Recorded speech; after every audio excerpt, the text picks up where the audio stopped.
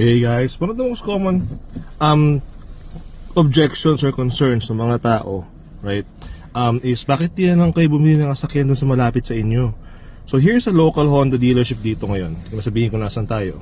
But as you can see, very limited yung inventory nila. So if you were looking for a Civic or a CRV of a certain kind, right, you may not be able to find it at your local dealership, right?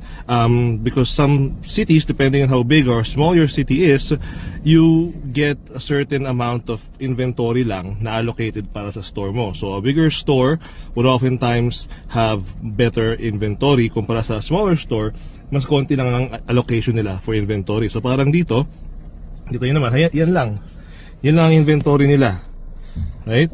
So meron silang isang HRV, isang CRV na sport, some Civics dun sa harapan, right? And again, it's not their fault, right?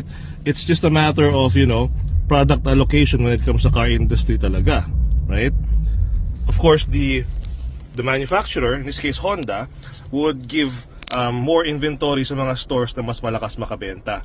And of course, sa mga stores that are located in bigger cities.